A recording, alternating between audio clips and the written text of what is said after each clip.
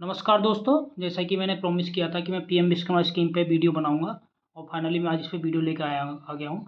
और आज PM Vishwakarma scheme को डिटेल्स में जानेंगे कि ये किस टाइप की स्कीम है, इसका टेन्योर क्या है, ये कौन सी मिनिस्ट्री ने इसको जो इंट्रोड्यूस किया है और इसका ऑब्जेक्टिव क्या है उसके बारे में बात करेंगे। तो चलिए स्टार्ट करते हैं। बिना देर किए इसके बारे में जानते हैं। और जो आपके साथ में समस्याएं आ रही थी, जैसे कि 15,000 टूल किट को लेकर आ रही थी, और जो बिगनर्स हैं वो कैसे मतलब अप्लाई करें जन सेवा केंद्र पे जाके, तो उसके बारे में पूरा डिटेल में बात करने वाला हूँ, तो वीडियो को अंत तक ज़रूर देखें। चलिए हम स्टार्ट करते हैं इसको। और पीएम विश्वकर्मा स्कीम जो क्या है, मोदी गवर्नमेंट ने 9 सितंबर 2023 को लॉन्च की थी। ये क्या है, एक तरह से सेंट्रल सेक्टर स्कीम है। ये क्या है, सेंटर सेक्टर स्कीम है, सेंट्रल सेक्टर स्कीम। ठीक है।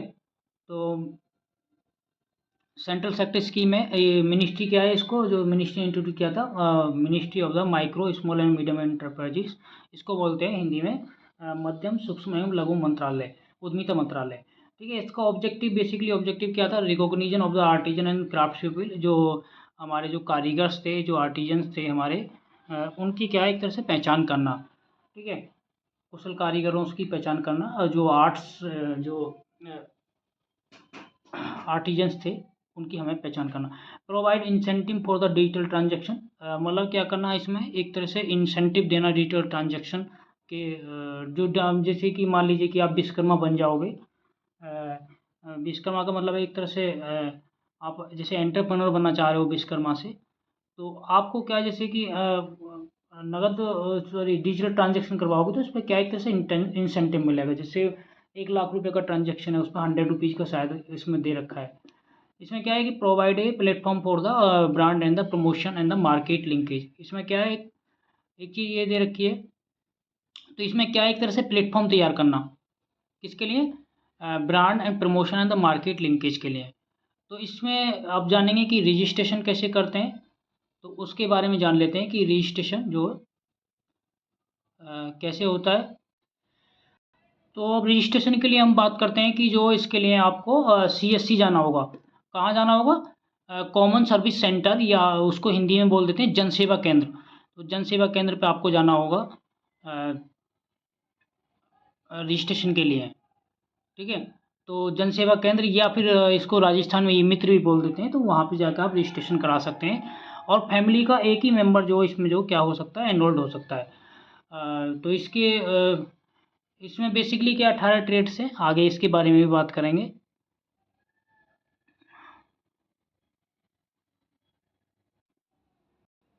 तो इसकी अप्रोच क्या थी, strengthen and the nurture of the गुरु शिष्य परंपरा। जो गुरु शिष्य परंपरा ये थी, मतलब जो जैसे लोग बाग क्या है, अपने काम को ऑप्ट नहीं करना चाह रहे हैं। जैसे कि मान लीजिए कोई राजमिस्त्री हैं, किसी के पिताजी या दादाजी मैसन्स का काम करते थे। मान लीजिए किसी के तो वो जो आर्ट्स को मतलब क्या है, वो दादा जो अपने पोते की आर्ट, पोते को दे के जाए, ये सारी चीज़ें। तो ये सारी चीज़ें हैं इसमें। और या फिर इसमें एक मान लीजिए कोई कुम्हार है, तो उसका जो पोता है वो इस काम को नहीं करना चाह रहा, तो इसके मतलब ये क्या है, इसे ये कला जो छूटे नहीं। तो ये जो मोदी गवर्नमेंट का मेन इनिशिएटिव है, वो यही है कि जो दादा है अपने पोते को ये जो है मतलब दे के जाए, ये परंपरा जो। तो ये चीज़ है। तो स्ट्रेंथन इसमें मजबूत करना और नर्चर्स करना, गुरु शिष्य परंपरा को क्या है मतलब बनाए रखना। इसमें क्या एलिजिबिलिटी क्राइटेरिया क्या है, जो योग्यता मानक है इसमें, engage in the one of the recognise 18 family based training trades. तो इसमें क्या, जो 18 जो फैमिली के जो ट्रेडिंग्स ट्रेड्स जो थे, मतलब जो पुराने जो पारंपरिक काम है, उनमें से किसी में एक इंगेज होने के लिए अ, आपको क्या करना पड़ेगा। जैसे कि इसमें ट्रेड्स के बारे में बताया गया है कि कौन कौन सी ट्रेड्स हैं, तो उसके बारे में बात कर लेते हैं। जैसे कि कारपेंटर है, कारपेंटर हो गया, बोट मेकर हो गया, ब्लैक स्मिथ जिसको लोहार बोलते हैं, आर्मर्स क्या होगा, अस्त्रकार शस्त्र बनाने वाला एक तरह से, hammer and the tool kit maker भी इसमें इंक्लूड किया गया है, गोल्ड स्मिथ सुनार है।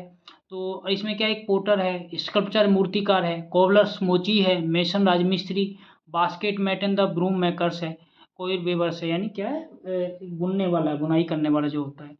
ठीक है। तो ये सारी चीज़ें जो ट्रेडिशनल काम हो जाते थे हिंदुस्तान में, वो सब के लिए क्या किया गया, उन सबको देखते हुए ये जो स्कीम को इंट्रोड्यूस किया गया है। जैसे कि doll and the toy maker, barbers जो नाई है, गार्लैंड मेकर है, मालाकार है, बाशरमैन है, टेलर्स है, फिशिंग नेट मेकर है। फिशिंग नेट मेकर क्या होता है? जो मछली पकड़ने वाला जाल के जरिए जो पकड़ता है।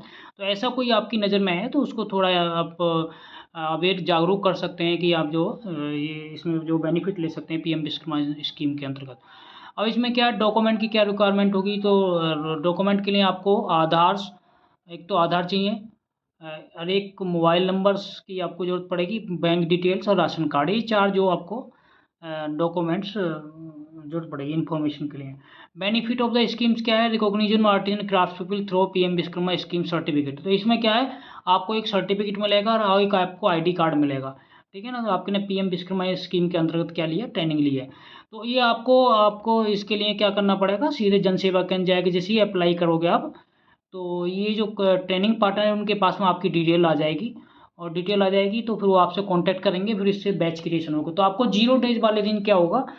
0 डेज वाले दिन क्या होता है? सभी को जाना होता है। 5 डेज की ट्रेनिंग होती है किसी भी उसकी, मतलब ट्रेड्स की। मान लीजिए आप मेसन हो, तो मेसन में जो क्या है, 4 ट्रेड्स दे रखे हैं इसमें, जैसे कि ब्रिक मेसन है, कंक्रीट मेसन है, ठीक है, प्लास्टर मेसन है, और क्या है टाइल मेशन है। तो 4 ट्रेड जो उसकी सॉरी 4 जो इसके 4 जॉब रोल ले रखे हैं मेसन के। अब बात करते हैं स्किल अपग्रेडेशन क्या है। बेसिक ट्रेनिंग 5 to 7 डेज होगी। कितने दिन होगी? 5 से 7 दिन होगी, मतलब 40 घंटे की ट्रेनिंग होगी, जो इसे हम आरपीएल भी बोल सकते हैं। आरपीएल का मतलब होता है रिकॉग्नाइज पीरियड लर्निंग।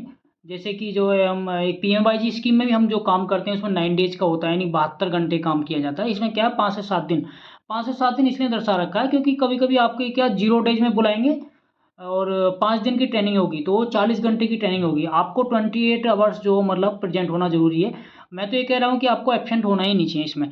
तो एब्सेंट हो गए तो आपका नुकसान होगा। असिस्टर आपको जो या ट्रेनर जो भी आपका एग्जाम लेने के लिए आते हैं डे 6 वाले दिन, तो वो क्या कर सकते हैं, आपको एब्सेंट कर सकते हैं, ठीक है, नोट अलाउ कर सकते हैं। लेकिन एज पर एनएसडीसी गाइडलाइंस जो है ये 28 घंटे की आपको जो हर टीपी को, हर असिस्मेंट एजेंसी को बोल रखा है कि 28 घंटे, यानी आपको 5 से 3 दिन मिनिमम जो आपको ट्रेनिंग में जाना ही जाना अनिवार्य मैंडेटरी है। अब 5 दिन जाओगे तो ज़्यादा अच्छा रहेगा, क्योंकि 5 डेज जो जाना मैंडेटरी है। 5 डेज मतलब ये 3 डेज तो जब बता रहा हूँ, मान लीजिए किसी के साथ में ऐसी इश्यूज हो जाता है, मान लीजिए घर पे कोई प्रॉब्लम आ गई, इंसिडेंट हैपनिंग हो गया कुछ, मान लीजिए कि कहीं ऐसी बहुत सारी चीज़ें हो जाती हैं। तो वैसे जो गवर्नमेंट ने जो बोल रखा है वो 5 दिन के लिए नहीं बोल रखा है, वो 3 डेज में जब बोल रहा हूँ, जब जैसे मान लीजिए कोई आपको प्रॉब्लम्स हो जाए, वो उन लोगों के लिए है बस, उन लोगों के लिए एप्लीकेबल होता है। मान लीजिए वो एसेसर या ट्रेनर आपकी इन सब समस्याओं को देख के अलाउ कर सकते हैं, अदरवाइज डे 6 वाले दिन आपको फिर एब्सेंट कर सकते हैं। तो इसलिए ध्यान रखें कि 5 डेज आपको ट्रेनिंग माना है, एक 0 डेज वाले दिन आता है, और एक डे 6 वाले दिन, जिन दिन आपके असेसर या ट्रेनर जो है आपको आपका असेसमेंट लेने के लिए आएंगे, आपका एग्जाम लेने के लिए आएंगे, तो आपको जो ये 7 दिन आपको देने होंगे। तो ये 40 घंटे की ट्रेनिंग है, ये सब आपको करना पड़ेगा। एक एडवांस ट्रेनिंग अभी लॉन्च नहीं हुई है, इंट्रोड्यूस नहीं हुई है एनएसडीसी ने, और सीएचडीसीआई ने भी मतलब भेज रखा है सारी असेसमेंट एजेंसी और टीपी को, कि एक एसटीटी के नाम से बैच होगा, जिसे हम क्या बोलते हैं, शॉर्ट टर्म ट्रेनिंग बोलते हैं। क्या बोलते हैं? Short term training. ऐसा इसी टाइप का एक पीएमवाईजी में भी होता है, 45 डेज का होता है पीएमवाईजी में, ठीक है ना। तो उसको एसटीटी बोला जाता है। तो इसमें कितने दिन का होगा? इसमें होगा 15 डेज का, जो कि कितनी होगी, 120 घंटे की क्या होगी उसमें, 120 घंटे की क्या होगी, 120 आवर्स की क्या होगी, ट्रेनिंग होगी, ठीक है ना, यानी 8 आवर्स पर डे के हिसाब से। तो आपको क्या मिलेगा, स्टाइपेंड मिलेगा 500 पर डे का। अभी क्या चल रहे हैं, 5 to 7 डेज वाले जो वेचेसी चल रहे हैं, तो जिसे आरपीएल बोलते हैं हम, तो उसमें क्या मिल रहा है आपको, स्टाइपेंड मिल रहा है कितने दिन, इसमें समथिंग 4,000 रुपये आपको स्टाइपेंड के रूप में मिल रहा है। कितना मिल रहा है? 4,000 रुपये। अब टूल किट इंसेंटिव के बारे में बात कर लेते हैं। टूल किट इंसेंटिव में क्या आपको 15,000 तक का क्या है, टूल किट मिलेगा। कितना हज़ार तक का? 15,000 तक का। तो इसमें जो है आपको 15,000 रुपये तक का in the form of the voucher at the beginning of the basic skill training, ठीक है ना। तो ये आपको अप्लाई करना पड़ेगा, जब भी आप तो ट्रेनिंग से पहले भी आप अप्लाई कर सकते हैं, या ट्रेनिंग के दौरान भी अप्लाई हो सकता है। तो in the form of the e voucher के रूप में मिलेगा at the beginning of the basic skill training. तो ये क्या एक तरह से इंसेंटिव है, तो उसके लिए भी आपको अप्लाई करना पड़ेगा, ये चीज़ें आपको करनी पड़ेंगी। तो यहाँ पे बहुत सारे लोगों को प्रॉब्लम्स आ रही है। मैं कई सारे मेसन्स का एग्जाम देने गया, कई सारे बैचेस का, बैचेस में, तो वहाँ पे ये सब बोले कि उसके लिए कैसे अप्लाई करना। तो आपको उसके लिए भी सीधा सिंपल प्रोसीजर है, आपको जनसेवा केंद्र जाना पड़ेगा, या राजस्थान में इसको ई सेवा मित्र भी बोलते हैं, ठीक है ना। तो उसके जरिए आप अप्लाई करें, या पीएम विश्वकर्मा पोर्टल पर अगर कोई खुद से करना चाहे तो पीएम विश्वकर्मा का भी ऐप है, तो उस पर भी आप कर सकते हैं, ठीक है। और कोई भी अगर आप डाउट हो तो आप कमेंट सेक्शन में आप लिख सकते हैं, मैं आपका जो रिप्लाई करने की पूरी कोशिश करूंगा। अगर इसमें क्रेडिट सपोर्ट की बात करें, collateral free enterprises development loans of the up to 3 lakh in the 2 tranches. Tranches का मतलब होता है किस्त, ठीक है ना। 2 किस्तों में आपको जो 3 लाख तक का लोन मिलेगा। ध्यान रखें कि लोन उन्हीं व्यक्ति को मिलेगा जिनमें जो जिन्होंने क्या है, उद्यम पोर्टल पे, मान लीजिए जो एंटरप्रेन्योर बनना चाहते हैं, विश्वकर्मा के साथ साथ में क्या बनना चाहते हैं, एंटरप्रेन्योर बनना चाहते हैं। एंटरप्रेन्योर मतलब क्या होता है, उद्यमी।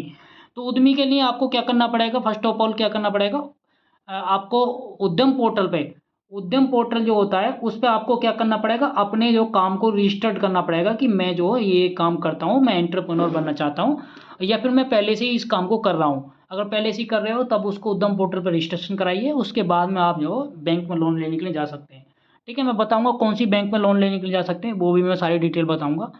तो फिलहाल के लिए इतना समझिए कि आपको उद्यम पोर्टल पर रजिस्ट्रेशन करना पड़ेगा, आपके पास में पीएम विश्वकर्मा की आईडी हो, ठीक है ना, और सर्टिफिकेट होना चाहिए। ये 3 चीज़ें आपको जब होनी चाहिए, जब उसी के बाद मिल पाएगा। तो रजिस्टर करना पड़ेगा। जैसे मान लीजिए आप राजमिस्त्री हैं, तो राजमिस्त्री के नीचे 2-3 बेलदार हैं, तो आपको रजिस्टर करना पड़ेगा कि मैं मेसन्स का, मैं एंटरप्रेन्योर बनना चाहता हूँ, मेरे नीचे 3-4 मतलब क्या करते हैं, बेलदार काम करते हैं, या 4-5 लोग काम करते हैं। ये सब चीज़ें हैं। आपको अपना पूरा डिजिटल ट्रांजेक्शन जिस प्रकार से भी अब गवर्नमेंट उस पर वो कर रही है, तो वो सब भी आप दिखा सकते हैं, ठीक है। तो क्रेडिट सपोर्ट में मैंने बताया था कि आपको 3 लाख तक का लोन मिलेगा। तो पहला जो मिलेगा आपको, पहली 1 लाख की किस्त मिलेगी, वो आपको 18 मंथ में क्या करना पड़ेगा, रीपेमेंट करना पड़ेगा। कितने मंथ में, 18 मंथ में रीपेमेंट करना पड़ेगा। और दूसरा 2 लाख का मिलेगा, वो 30 मंथ में आपको रीपेमेंट करना पड़ेगा। ध्यान रखें कि सेकंड किस्त आपको जब भी मिल पाएगी जब आप जो पहले वाले को चुका देंगे, ठीक है। ये 5% का इंटरेस्ट रेट है इसका, ईयरली आपको जो देना पड़ेगा, 5 fixed and the 5% government subvention of the 8%, ठीक है। तो इसमें क्या है, आपको सबवेंशन मतलब क्या है, एक तरह से छूट मिली हुई है रेट ऑफ इंटरेस्ट में, मतलब आपको समय पे चुकाओगे 5% ही आपको देना पड़ेगा ईयरली के हिसाब से, ठीक है। काफ़ी अच्छा है 5% इंटरेस्ट रेट। अगर 1 लाख रुपये मिल रहा है फिर आपको 2 लाख रुपये मिलेगा, तो ये मुझे लगता है कि काफ़ी अच्छा होता है कि आप साहूकार से लेने जाते हैं तो 5% पर मंथ का ले लेता है, यहाँ तो ईयरली वाइज आपको मिल रहा है, ठीक है। हम बात करते हैं ज़रा, तो ये 68.8 लाख क्या है, एक तरह से एक डाटा है और जो गवर्नमेंट के पास में आया है कि इतने क्राफ्ट पर्सन है, इतने कारीगर्स लोग हैं, ठीक है। अ, इतने कुशल कामगार लोग हैं, जिनको क्या है, विश्वकर्मा बनाना है, एक तरह से क्या बनाना है, विश्वकर्मा बनाना है। और लैंडिंग इंस्टीट्यूशन के बारे में बात करें, आप कहाँ कहाँ जा सकते हैं, schedule commercial bank, commercial bank में जैसे कि आपकी बैंक ऑफ बड़ौदा होगी, कैनरा बैंक होगी, एसबीआई होगी, ये क्या है सारी, एसबीआई तो सॉरी गवर्नमेंट बैंक है पूर्णतः, तो ये सब चीज़ें। तो ये शेड्यूल्ड कमर्शियल बैंक है। रीजनल रूरल बैंक आरआरबी हो गई, जैसे कि प्रथमा बैंक क्या आती है, आरआरबी में आती है, ठीक है ना। स्मॉल फाइनेंस बैंक है, छोटी छोटी बैंक होती है। कोऑपरेटिव बैंक होती है जैसे कि एचडीएफसी होगी, ठीक है ना, एचडीएफसी प्राइवेट बैंक है, मतलब और क्या है, कोटक महिंद्रा बैंक है, ये सब चीज़ें हो गई, ठीक है ना। तो एनबीएफसी, एनबीएफसी क्या होता है, नॉन बैंक फाइनेंस कॉर्पोरेशन होता है। तो इसमें भी गवर्नमेंट जो है गाइडलाइन जारी करेगी कौन कौन सी एनएफसी जो है इसमें लोन दे रही है, ठीक है। एक माइक्रो फाइनेंस इंस्टीट्यूशंस होते हैं इस टाइप के जो आपको लोन प्रोवाइड कराएंगे, ठीक है ना। तो ध्यान है, लोन उन्हीं लोगों को मिलेगा जिनका उद्यम पोर्टल पे क्या है, काम जो रजिस्टर्ड होगा, ठीक है ना। कभी आप कर लिए कि पीएम विश्वकर्मा की ट्रेनिंग ले ली कि आपको लोन एक साथ मिल जाएगा, तो उसके लिए आपको रजिस्ट्रेशन करना पड़ेगा, वो आपको बताना पड़ेगा कि मैं एक एंटरप्रेन्योर बनना चाहता हूँ, तो आपको एक क्रेडिट सपोर्ट मिलेगी। तो ये क्या है, इसका मेन ऑब्जेक्टिव मैंने बताया कि गुरु शिष्य परंपरा को जागृत रखना गवर्नमेंट का मेन ऑब्जेक्टिव था इसमें। इसी बात को ध्यान में रखते हुए इसी स्कीम को लॉन्च किया गया। और अ, आज के जो ट्रेनी हैं, आज के जो ट्रेनी है, कल का क्या बनाना है, उसको एंटरप्रेन्योर बनाना है। ये भी एक तरह से इसका मेन ऑब्जेक्टिव है। कल का क्या बनाना है, एंटरप्रेन्योर्स। एंटरप्रेन्योर्स को क्या बोलते हैं हिंदी में, उद्यमी। तो यही चीज़ है। और ताकि ये जो हमारी जो ट्रेडिशनल्स काम है वो क्या है, हमेशा जो लिविंग मतलब जीवंत रहें, मतलब क्या है, एक तरह से एक कला जो है मतलब मरे नहीं, और एक तरह से जो पीढ़ी दर पीढ़ी क्या है, बनी रहनी चाहिए। तो और कोई पीएम विश्वकर्मा स्कीम से रिलेटेड अगर कोई भी क्वेरीज है आपकी, तो मुझसे कोई भी अगर पूछना हो तो कमेंट कर सकते हैं। और मैं अभी इस वीडियो को यहीं पे एंड करना चाह रहा हूँ। और जो भी है, थैंक यू वीडियो को वॉच करने के लिए, धन्यवाद सभी को। और ऐसे ही मैं पीएम आवास योजना पे भी एक वीडियो लेकर आऊँगा। जो कि मैं जल्दी आपको नोटिफिकेशन के ज़रिए बता दूँगा।